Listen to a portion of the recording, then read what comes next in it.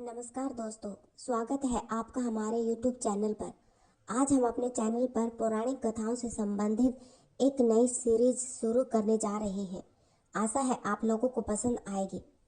आज हम महाभारत से संबंधित कुछ पौराणिक कथाएं लेकर आए हैं। बहुत समय पहले की बात है, जब पृथ्वी पर अत्याचार और अधर्म बढ़ने लगे, तब देवताओं ने भगवान विष्णु से प्रार्थना की कि वे धर्म की पुनः स्थापना करें। तब भगवान विष्णु ने आश्वासन दिया कि वे समय आने पर स्वयं पृथ्वी पर अवतरित होंगे। इसी पृष्ठभूमि में महाभारत की महान कथा प्रारंभ होती है। कुरुवंश के राजा प्रतीप का पुत्र था शांतनु, जो एक प्रतापी और धर्म परायण राजा था। एक दिन वह गंगा नदी के तट पर विचरण कर रहा था। तभी उसकी दृष्टि एक दिव्य सुंदरी पर पड़ी। वह कोई साधारण स्त्री नहीं, बल्कि स्वयं गंगा देवी थी। शांतनु उनसे विवाह करना चाहते थे, लेकिन गंगा ने एक शर्त रखी। राजन, यदि आप मुझसे विवाह करना चाहते हैं तो आपको वचन देना होगा कि आप कभी भी मेरे किसी भी कार्य में हस्तक्षेप नहीं करेंगे। शांतनु प्रेम में इतने अंधे थे कि उन्होंने बिना सोचे समझे यह शर्त मान ली। दोनों का विवाह हुआ और समय बीतने पर गंगा ने एक एक करके 7 पुत्रों को जन्म दिया, लेकिन हर बार वह उन्हें नदी में बहा देती।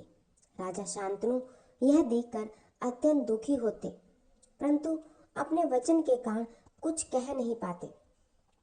जब गंगा ने अपने 8वें पुत्र को नदी में बहाने की कोशिश की तो राजा शांतनु यह सहन नहीं कर सके और उन्होंने उसे रोक लिया। इस पर गंगा ने कहा, राजन, आपने अपना वचन तोड़ दिया, इसलिए अब मैं आपको छोड़कर जा रही हूँ, लेकिन यह पुत्र जीवित रहेगा और मैं इसे स्वयं शिक्षित करूंगी। यह बालक कोई साधारण मानव नहीं, बल्कि वसुवंश के श्रेष्ठ योद्धा गंगापुत्र देवव्रत है। गंगा बालक को लेकर चली गई और वर्षों तक उसे शिक्षा दी। देवव्रत ने वेद शास्त्र, युद्ध कला और नीति शास्त्र में असाधारण ज्ञान प्राप्त किया। जब वह बड़े हुए तब गंगा उन्हें शांतनु के पास लौटा गई। कुछ वर्षों बाद राजा शांतनु का हृदय फिर एक बार प्रेम में बंध गया। इस बार उन्होंने मत्स्य राज की पुत्री सत्यवती से विवाह करने की इच्छा जताई, लेकिन सत्यवती के पिता ने एक शर्त रखी, मेरी पुत्री का पुत्र ही हस्तिनापुर का राजा बनेगा। यह सुनकर शांतनु दुखी हो गए, क्योंकि उनके पहले से ही देवव्रत नामक एक योग्य पुत्र था।